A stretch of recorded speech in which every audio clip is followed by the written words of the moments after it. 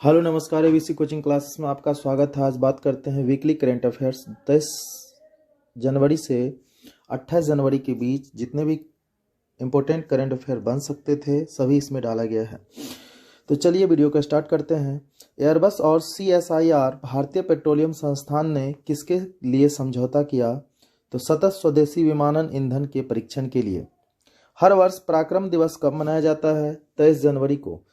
इस वर्ष सुभाष चंद्र बोस की 127वीं जयंती मनाई गई, क्योंकि पराक्रम दिवस मनाया जाता है सुभाष चंद्र बोस की जयंती पर। और यह वर्ष जो था 2024 जो 23 जनवरी को मनाया गया पराक्रम दिवस, ये 127वीं जयंती थी।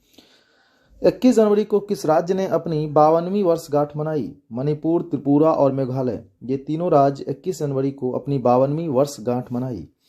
Fertilising the future, Bharat march towards fertiliser self sufficiency नामक पुस्तक का विमोचन किसने किया? जगदीप धनखड़, जो कि अभी वर्तमान में उपराष्ट्रपति हैं। लेखक हैं इनके मनसुख मांडविया, जो कि स्वास्थ्य मंत्री भी हैं और उर्वरक मंत्री भी हैं। हिंदी संस्करण का नाम है उर्वरक आत्मनिर्भरता की राह। हाल ही में GI टैग प्राप्त कच्छी खरेक नामक स्वदेशी खजूर किस राज्य से संबंधित है? गुजरात राज्य से। एशियाई मैराथन धावक चैंपियनशिप 2024 में किसने स्वर्ण पदक जीता? मान सिंह ने। भारत का स्वदेशी वैक्सीन हेविसियोर को किसने लॉन्च किया? Indian immunological limited.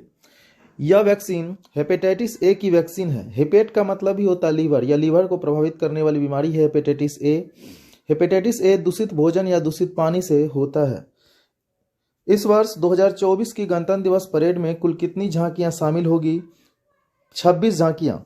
हाल ही में बीजेपी अध्यक्ष JP नड्डा ने दिल्ली में किस अभियान की शुरुआत की है? गांव चलो अभियान। हाल ही में केंद्र शासित प्रदेश लद्दाख में कौन सा महोत्सव मनाया गया? तो ममनी महोत्सव लद्दाख में मनाया गया।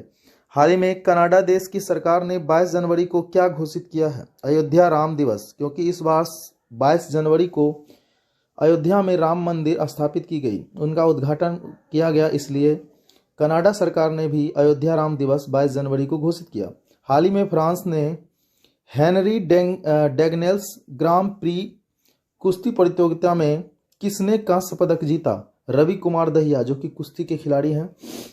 हाल ही में कहाँ भारत किर्गिस्तान के बीच 11वां संयुक्त विशेष बल अभ्यास खंजर शुरू हुआ है? हिमाचल प्रदेश में। हाल ही में भारत ने वैश्विक शेयर बाजार में कौन सा स्थान हासिल किया? चौथा स्थान हासिल किया वैश्विक शेयर बाजार में।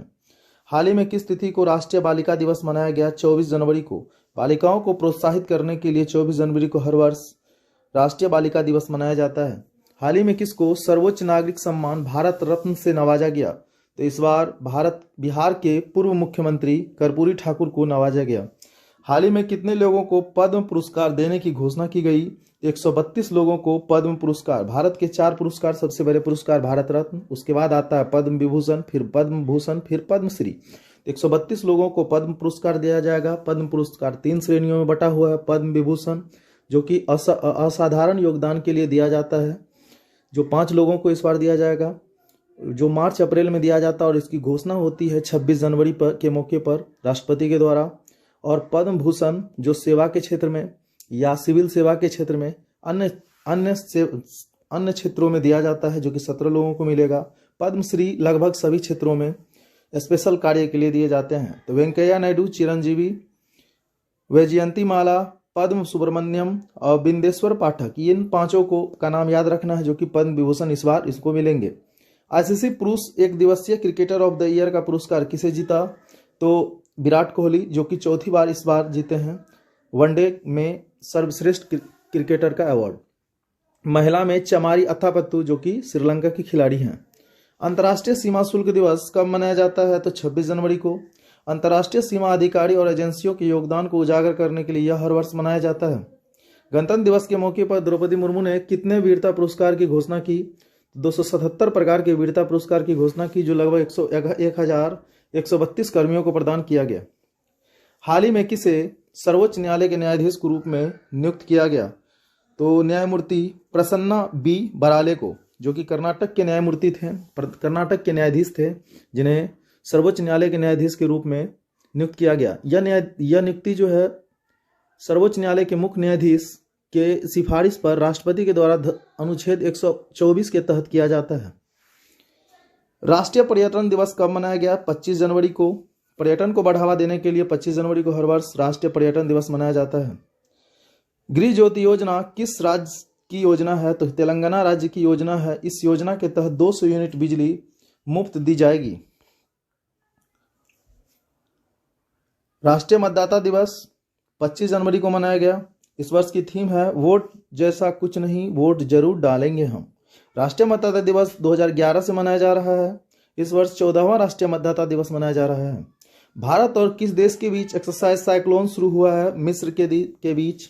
यह दूसरा संस्करण होगा 2024 में। पहला संस्करण 2023 में हुआ था। इसका उद्देश्य रेगिस्तान और गैर रेगिस्तानी क्षेत्र में एक दूसरे के सैन्य संचालन प्रक्रिया को परिचित कराना है, ताकि हम दूसरे देश में भी रेगिस्तान कहाँ है, कहाँ गैर रेगिस्तान, इनके बारे में जानकारी प्राप्त कर सकें और वो लोग भी भारत में प्राप्त कर सकें। हाल ही में किस पेमेंट बैंक को आरबीआई द्वारा ऑनलाइन भुगतान का मंजूरी मिला है? Zomato payment bank. आरबीआई की बात करें तो इसकी स्थापना 1 अप्रैल 1935 को हुआ, राष्ट्रीयकरण 1949 में, और यह आरबीआई जो है हिंटन आयोग की सिफारिश पर आरबीआई बैंक की स्थापना की गई थी। धन्यवाद।